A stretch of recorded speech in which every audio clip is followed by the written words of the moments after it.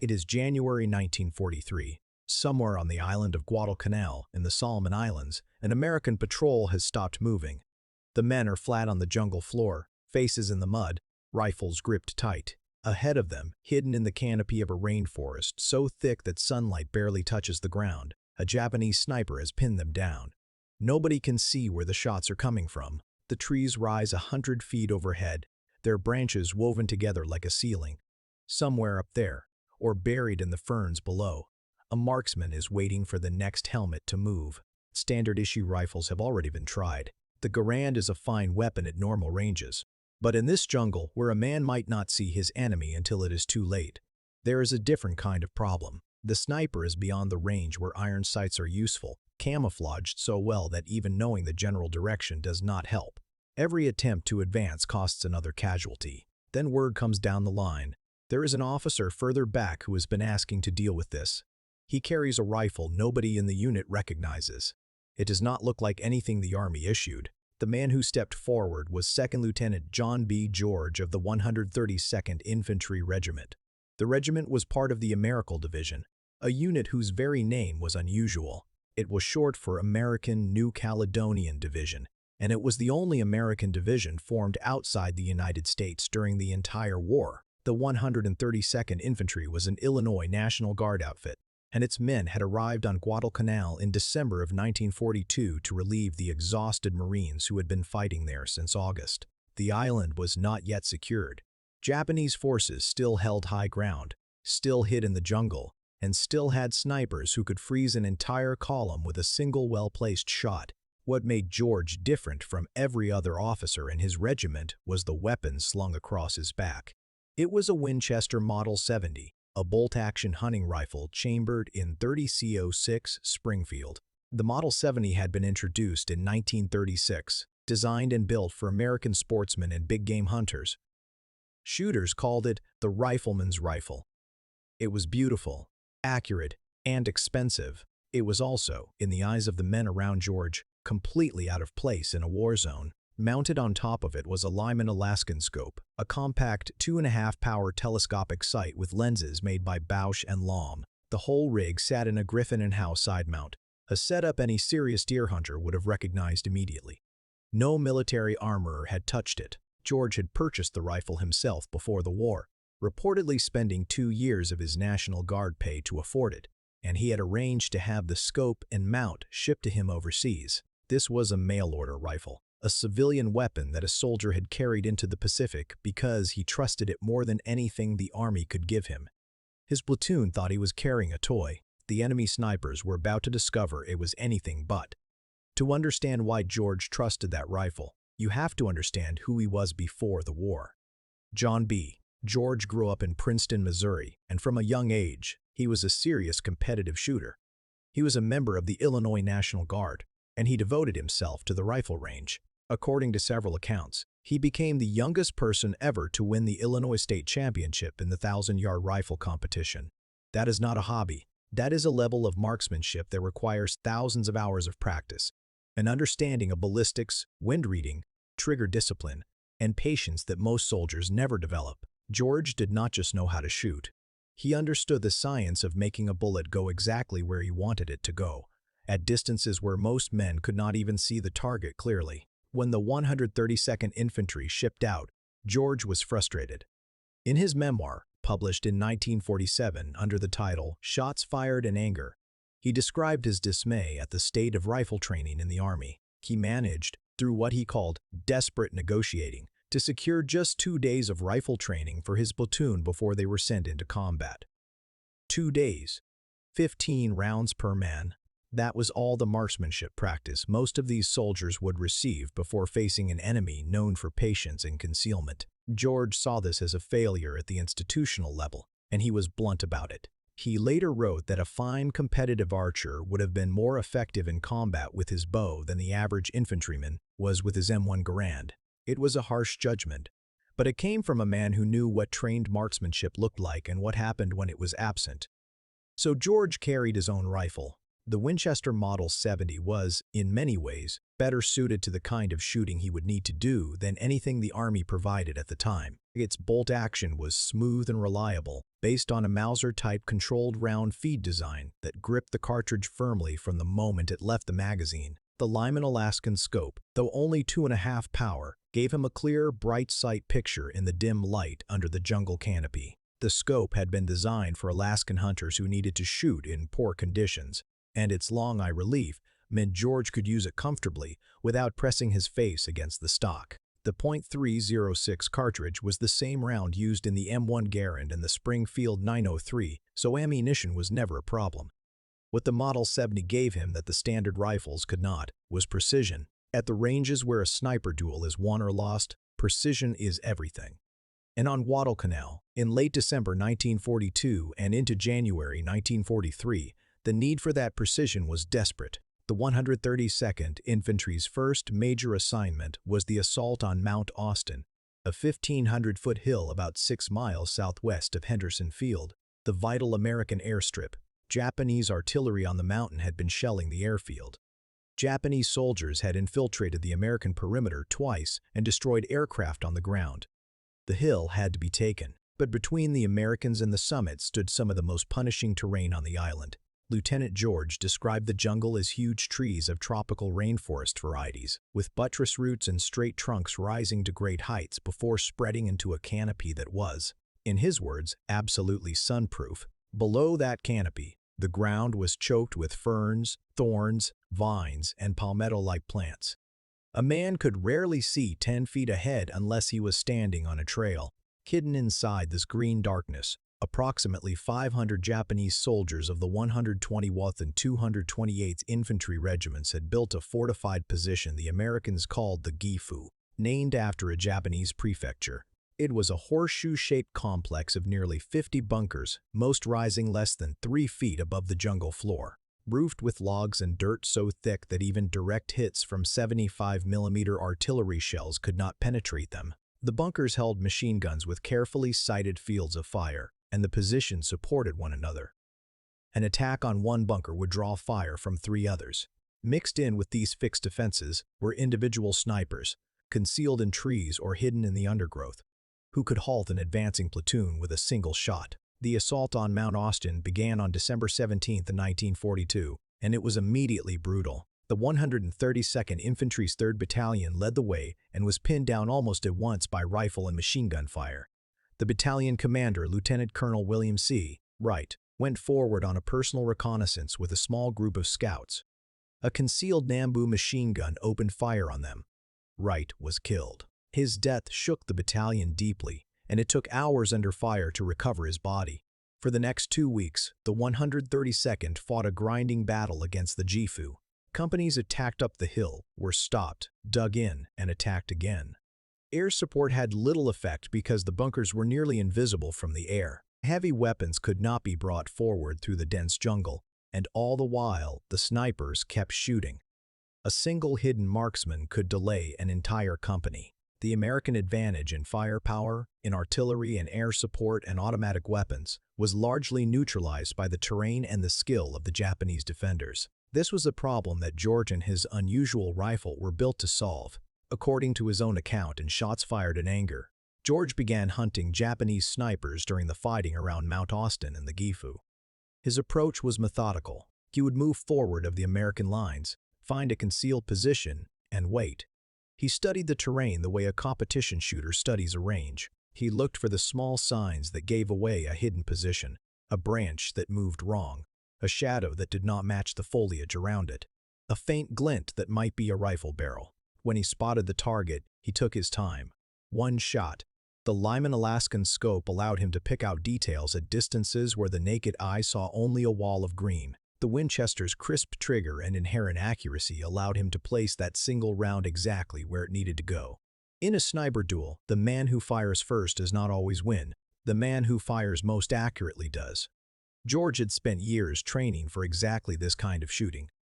The difference was that on the competition range, the target did not shoot back. In the days that followed, George reportedly eliminated multiple Japanese snipers who had been pinning down American patrols. Some accounts, drawn from his memoir and later retellings, describe him neutralizing as many as 11 enemy snipers over the course of roughly 4 days during the heaviest fighting around the Gifu. The exact count is difficult to verify with independent records, as individual sniper engagements in jungle warfare were rarely documented with precision. What is clear from his memoir and from the praise of his commanding officer, Colonel George F. Ferry, is that George's marksmanship had a meaningful tactical impact. Ferry later described him as a fine officer and an able infantryman, noting that as an individual rifleman, he never lost an opportunity to kill or harass the enemy.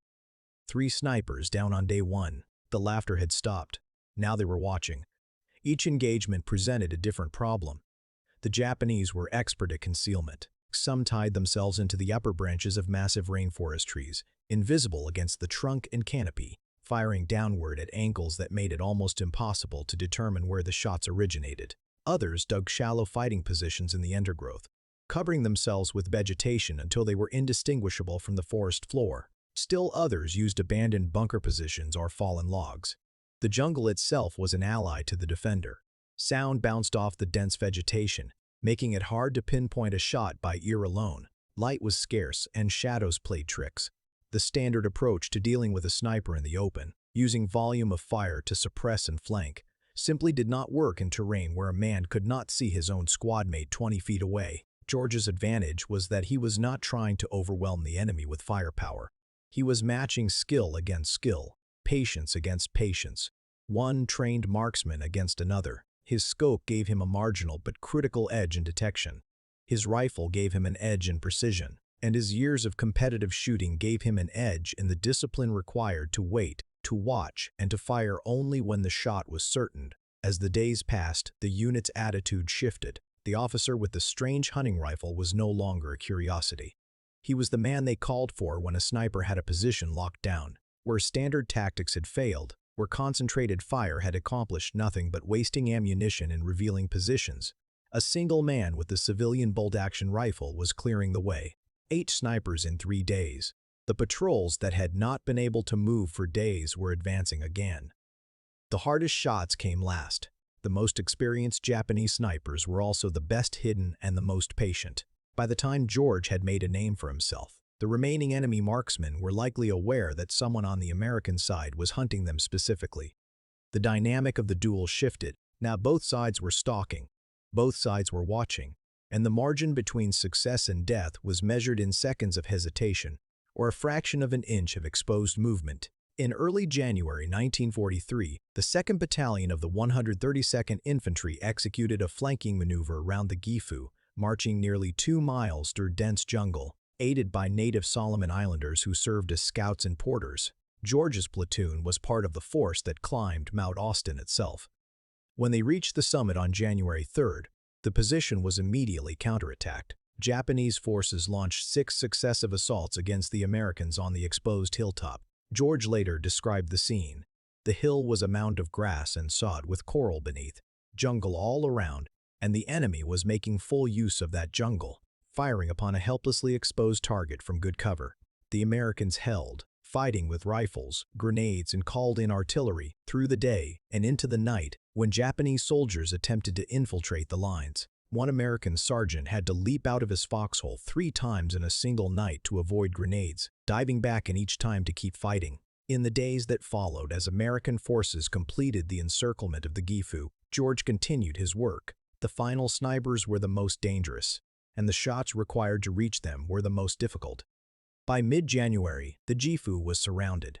On January 22nd, a Stuart light tank was brought up the narrow supply road the engineers had carved through the jungle, and its 37mm gun smashed 3 bunkers in quick succession. The following day, the Japanese commander, Major Takayoshi Inagaki, ordered a final charge. An estimated 100 Japanese soldiers died in that last assault. When the battle was over, the 132nd Infantry had lost 112 killed and 268 wounded in the fight for Mount Austin. The Japanese losses were estimated at 400 or more. The mail-order rifle had done what standard-issue equipment could not because the standard equipment was bad, but because the problem required a different kind of solution.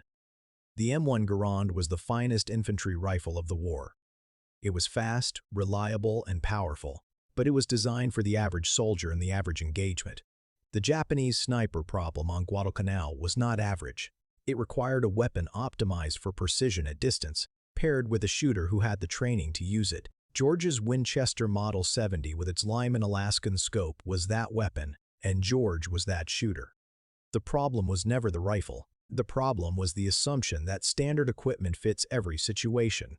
This lesson was not entirely lost on the military. The Marine Corps had actually tested the Winchester Model 70 before the war and found it to be the best sniping rifle available. The Marine Corps Equipment Board had recommended the Model 70 over the Springfield 1903 for sniper use. In May 1942, the Marines purchased 373 Model 70 rifles for use in the Pacific. Many of these showed up at training camps and in actual field use during the Pacific Campaign, although the Marines ultimately chose the Springfield with the inertial scope as their standard sniper weapon for logistical and parts interchangeability reasons.